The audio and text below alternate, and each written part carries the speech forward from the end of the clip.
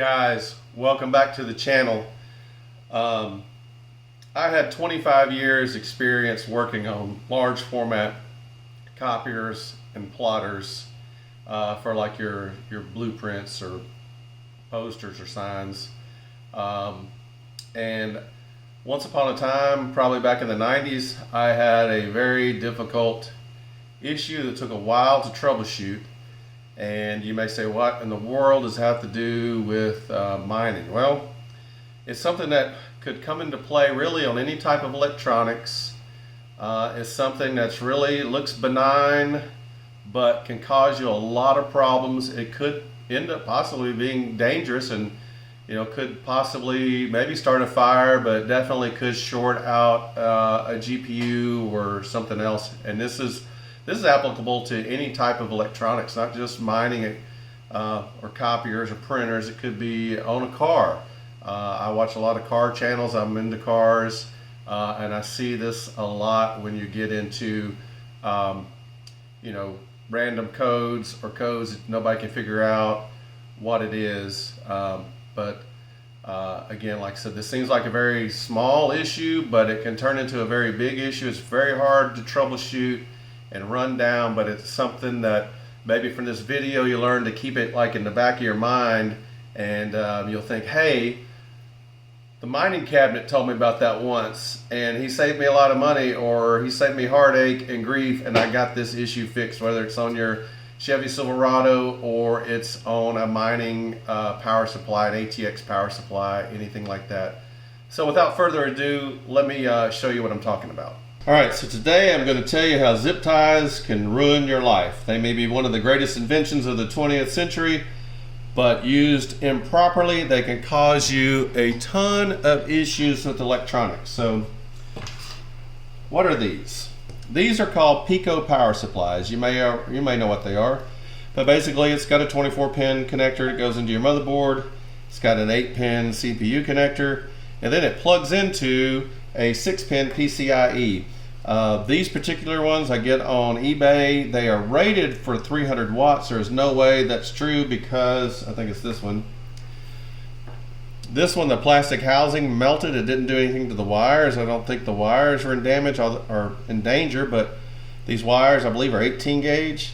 I would prefer to see them 16 or even 14 gauge, and this connector would have to be a lot better plastic to be 300 watts. But your PCIe connectors usually are only rated for 250 watts, so there's no reason these should be 300 watts unless you have an uprated cable on your ATX power supply. These are really good with like a mining power supply that has a bunch of PCIes. If you've watched my video recently on the Minisforum BD795M mobile Ryzen, basically it's a mobile Ryzen 7950X. Those only draw 70 watts, so theoretically with like a 12 or 1600 watt mining power supply, you could probably plug in, see, 1200, let's say 100, so you could probably plug in easily 10 at 75 watts. That'd be 750 watts. Stay within about 60% of the capacity of the PSU for maximum efficiency. So that's great. It helps with density. You only have one power supply, you have a bunch of these. I use them on some 7900Xs. As long as I know, verify with a meter, I can keep the power under 150 watts. I don't let them go over 200 watts or they melt. I think I have one 7900X. I don't know if it's me or if it's the motherboard, but when it reboots, the BIOS will reset and it'll go back to full power, drawing almost 300 watts. So that's no bueno. But what about the zip ties? So in my previous life, working on these large format copiers, these large machines, $200,000, running tons and tons of blueprints. This is back in the 90s. These revolutionized the blueprint printing business, and even architects and construction companies, engineering firms, blueprint shops, everybody was using these. They were great machines. I had one that just gave me fits. It kept saying it's jammed, It'd never be jammed. You'd go over, can't figure out what's jammed. I played, replaced sensors, did firmware updates, couldn't figure out why. So finally one day I had time, and obviously the customers kind of frustrated and mad, and I told him I'm frustrated too. I can't figure out what's wrong. So I basically said I'm gonna come over there for a day or two and just watch it happen and see what's going on. So I saw it happen. The machine had a very simple display. It basically has a stick drawing of the machine. If it jams, if it's out of paper, if it's out of toner, it shows you where to open the machine, what to do, like any other printer does. And I'm watching it run. It's running. There's no problems. All of a sudden, while it's running, it shows the top cover open. The machine stops. Everything sits there. Then it goes blank, and it shows the machine closed. And then it sits for a second. You can hear it almost try to start running again. Then it says, "Oh, machine jam." Now open up the machine and clear the jam. So I open the machine. There is no jam. There's no physical jam. The paper's not wadded up. Corner's not folded over. All the sensors that detect the paper are brand new. So I get to doing some more checking. I call the manufacturer's technical rep, which I'd already done several times. I spoke to one that was actually involved heavily in the field instead of being at the headquarters, being tied to a desk, being a desk jockey. And he said, hey, there is a micro switch in the center of the machine on that cover that tells that cover if it's open or closed. And it has two wires. They're probably 22, 24 gauge, really small wires, almost like automotive speaker wires. Runs over to the side to a connector so you can disconnect it or take it out. It's held to the top of the machine with little standoffs and zip ties. He's like, cut all the zip ties off, let that hang down, pull the connector loose, put your continuity meter on there where it's beeping, then start wiggling the wire. And he says, I almost promised my paycheck that the wire, one of the two wires, or maybe both of them, are going to be broken at a location where the zip ties have tied them. And sure enough, within 20 seconds of doing it, I found the spot where the wire is broken, pulled it apart, stripped the wire, spliced in a little short piece of wire, put it all back together, never had another problem. So what happened? What had happened is, and this isn't the one that was on here, I've cut this off, but the zip tie in the factory, they use a ratcheting set of pliers, and they would put the zip tie on, then you just squeeze the handle and it pulls the zip tie tight, and it's set to a certain tension, and then when it reaches that tension, it cuts the tail off. Well, they're too tight. See how this one, I can move it around. Of course, like I said, this is one I've replaced on here, but I can move it around on the wire. There's no reason that this has to squeeze the ever-living life out of the wires. And if we look closely, maybe it's the other one. One of these is a prime example of what I'm talking about. It's the black wires, I believe, on this other one. Oh, there we go. So, get it to focus. I don't know if you can see. It doesn't show up on camera because it's right there. It's a black picture. See right there. And you can feel it's a groove in the wiring insulation.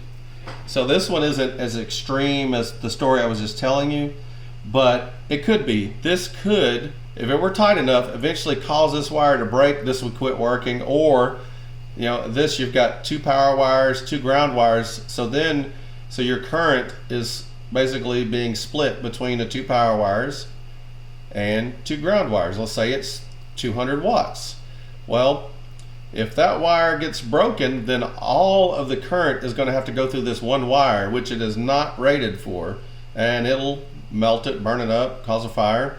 But the other problem we'll have, if it's not, let's say this, we're not dealing with the power supply, but we're dealing with some kind of sensor, like in my example story, we're dealing with a sensor, and so you'll get intermittent problems. Let's say you get a ABS problem on your car, you put your code scanner on or take it AutoZone, they tell you, oh, it's a wheel sensor code. You're like, okay, wheel sensor's $50, so you go put a wheel speed sensor on it, and it works for a day, or it works for a month. But then it comes back and you're like, well, damn, that wheel sensor, that new one must be bad. But no, when you replaced it, you wiggled the wires and it was broken, and it started making contact again, and it worked again till it wiggled.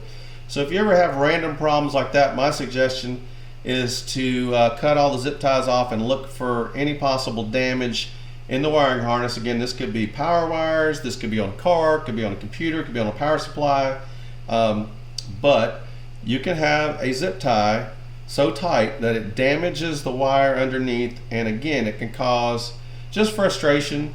It could cause issues. It could cause your car to quit running. Just one little wire zip tied. You know, your car has a network that everything communicates on, a CAN bus network, and if you have something short out, it can take down the entire network, and then the car doesn't run.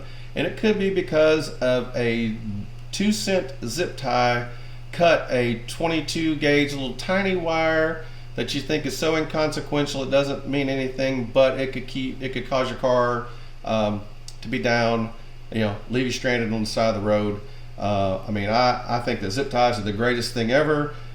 You can just about build a car out of zip ties, but they can and they will ruin your life and make you go bald, pulling your hair out trying to figure out what in the world is wrong. You start replacing parts. You know, you get that parts cannon, that parts shotgun, and you fire it off and you still can't figure out what's wrong. Check your wiring harnesses and your zip ties.